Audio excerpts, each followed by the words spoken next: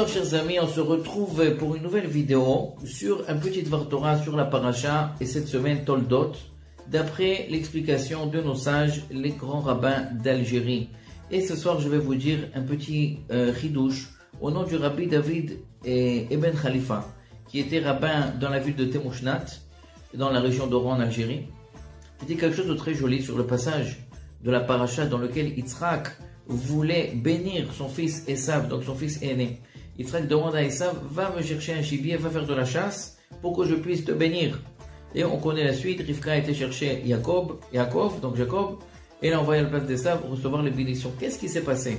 Rabbi David nous propose une explication approfondie d'après les propos du Talmud dans le traité de Cholin, dans lequel c'est marqué que même les animaux des tzadikim ne mangent pas une nourriture qui n'est pas cachère. Comme on sait, l'âne de Rabbi Pinchas Ben Yair ne voulait pas manger une nourriture qui n'était pas cachère. Donc, si c'est ainsi, dit la Gemara, à plus forte raison que les tzadikim eux-mêmes, Akadosh Baruch Hu ferait en sorte qu'ils ne mangent pas de la nourriture qui n'est pas cachère. Et donc, sur ces propos, nous explique le Rabbi David Ibn Khalifa que quand Rivka Shoma'at, Rivka entendit que Yitzhak a envoyé Esav. Qu'est-ce qu'il a dit Yitzhak à Esav? Avelitzaïd. Rashi explique Avelitzaïd mina efker. Ça veut dire ne vole pas ce gibier, ne vole pas cet animal que tu vas m'emmener parce que je ne veux pas manger quelque chose qui n'est pas caché, qui n'est pas strictement d'après les lois, d'après la halakha. Donc prends quelque chose qui n'appartient à personne, quelque chose qui est efker. Aval Rivka Shoma'at.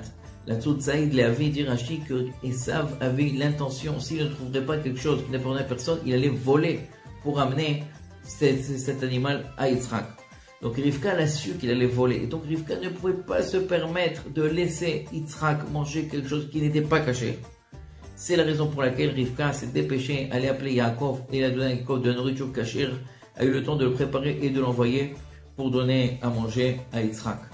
Donc, d'après ses propos, il explique aussi ce qu'il dit le Zohar HaKadosh.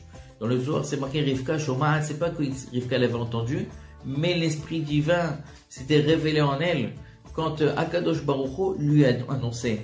Et elle, à son tour, a annoncé à Yaakov. Explique Rabbi David Ibn Temouchnat les paroles du Zohar. C'est quoi que Akadosh Baruch Hu lui a annoncé? Il lui a annoncé, eh bien, ce fait que Esav voulait voler cet animal pour l'emmener à Yitzhak. Et donc, par ce fait, Rivka n'aurait pas pu le laisser faire. Et donc, Akadosh Baruch Hu l'a révélé à Rivka. Pourquoi? Parce qu'il ne voulait pas que Yitzhak mange quelque chose qui n'est pas cachère. Et donc, Rivka a sauvé Yitzhak de cette nourriture non cachère.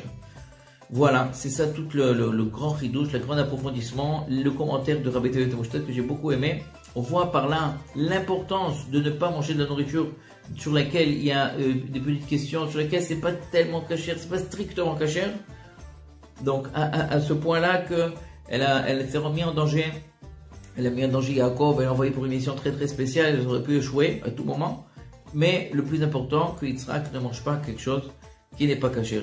Donc puisse le mérite des grands rabbins d'Algérie reposer sur tout le peuple d'Israël et sur nos soldats d'Israël.